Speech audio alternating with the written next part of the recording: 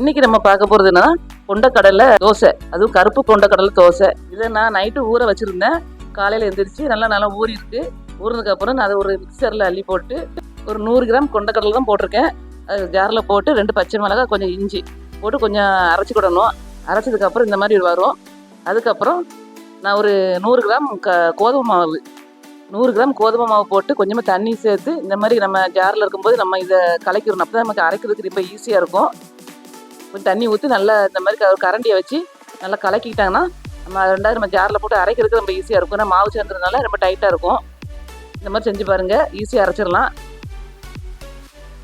இந்த மாதிரி அரைச்சி எடுத்தாச்சு. நல்லா மையான பதத்துக்கு அரைச்சி எடுத்ததுக்கப்புறம் ஒரு கிண்ணத்தில் ஊற்றிட்டு கொஞ்சம் ஜாரில் தண்ணி சேர்த்து அதையும் கலக்கி ஊற்றிக்கோங்க. தண்ணி பார்த்துக்கோங்க. நம்ம தோசைக்கு எப்படி சுடுவோம், தோசைக்கு நம்ம எப்படி மாவு கலக்கி வச்சுருப்போம் அதே அளவுக்கு வச்சுக்கோங்க. அதுக்கப்புறம் கொஞ்சமாக உப்பு, இந்த மாவுக்கு தேவையான உப்பு அதையும் போட்டு நல்லா கலக்கி வச்சுக்கோங்க. இதை வந்து நம்ம ஊற வைக்கணும், கொஞ்சம் நேரம் வெயிட் பண்ண வைக்கலாம், எதுவுமே தேவையில்லை. இது இருக்கட்டும். அதுவும் சட்னிக்கு நம்ம அரைச்சிக்கலாம்.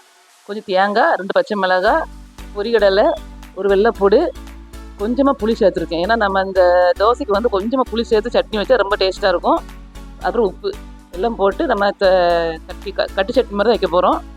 ஊற்றிட்டு கொஞ்சமாக தண்ணி கலந்து மறுபடியும் ஊற்றி நம்ம கட்டு சட்னிக்கு மாதிரி வைக்கிற மாதிரி வச்சிடலாம். இதுக்கு ஒரு தாளிப்பு தாளிச்சிடலாம். அதுக்கு ஒரு கடாயில் எண்ணெயை ஊற்றி கடுகு, காஞ்ச மிளகாய், கருவேப்பிலை இதெல்லாம் போட்டு பொரிஞ்சதுக்கப்புறம் சட்னிலாம் ஊற்றிடலாம். ஊற்றி ஒரு கலக்கிடலாம். இது ரொம்ப இந்த லைட்டாக புளிப்புத்தன்மை இருக்கிறதுனால இந்த தோசைக்கு ரொம்ப டேஸ்டியாக இருக்கும். இந்த மாதிரி சட்னி வச்சு பாருங்கள்.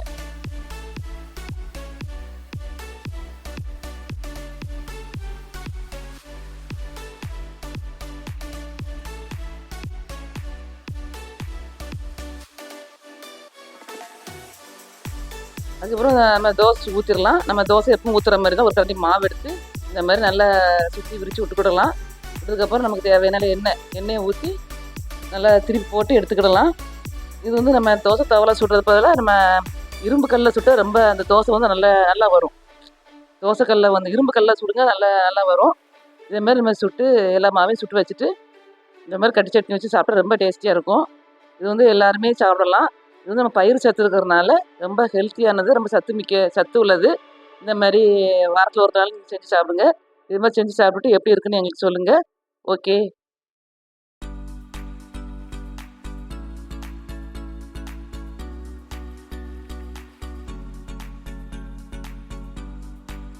வெங்காய சட்னி. வெங்காய சட்னிக்கு 2 பல்லாரி எடுத்திருக்கேன், ஒரு தக்காளி, 2 வெள்ளைப்பூடு. இதை நம்ம எண்ணெயில் போட்டு தாளிக்கணும். நல்லா வதக்கிக்கிட்டே இருக்கணும். கொஞ்சம் வதங்கி வர்ற நேரம் பார்த்து 2 காஞ்ச மிளகாய், 2 3 நமக்கு காரத்துக்குனா சேர்த்துக்கங்க. போட்டு அதையும் போடணும். கொஞ்சம் வெள்ளைப்பூடு போட்டிருக்கோம். 2 3 புதினா இலை, கொஞ்சம் மல்லித்தலை, கொஞ்சம் கருவேப்பிலை இதையும் போட்டு நல்லா வதக்கணும்.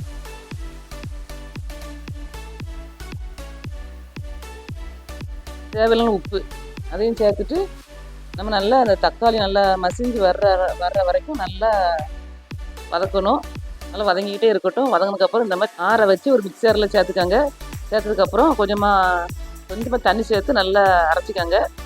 ரொம்ப மையமாக அரைக்கக்கூடாது, கொஞ்சம் பரபரன்னு அரைச்சிக்கிடணும். கொஞ்சம் தண்ணியாக வைக்கணும். கொஞ்சம் தண்ணி சேர்த்து நீங்கள் அரைச்சிக்கோங்க. நான் இந்த மாதிரி திக்கான பதத்துக்கு நான் வச்சுருக்கேன். கொஞ்சம் தண்ணி சேர்க்கலாம், சேர்த்துக்கிடலாம். உங்களுக்கு தண்ணி கொஞ்சமாக சேர்க்கணுன்னா இது கொஞ்சம் சேர்த்து கலக்கி வச்சுக்கிடலாம். நான் இதுக்கு வந்து 2வது தாளிக்க மாட்டேன். ஏன்னா நம்ம எண்ணெயில் நம்ம வதக்கியிருக்கோம். அதனால எண்ணெய் அதிகமாக இருக்கிறதுனால எனக்கு இப்போ 2வது நான் தாளிக்க மாட்டேன். இவ்வளோ தான் ரெடி பண்ணியாச்சு சட்னி. நல்லா முறுமுறு தோசைக்கோ இட்லிக்கோ ரொம்ப சட்னி ரொம்ப டேஸ்டியாக இருக்கும். இந்த வெங்காயம் சேர்த்ததுனால இந்த கலரில் தான் இருக்கும். இந்த மாதிரி செஞ்சு பார்த்துட்டு எப்படி இருக்குன்னு சொல்லுங்கள். ஓகே.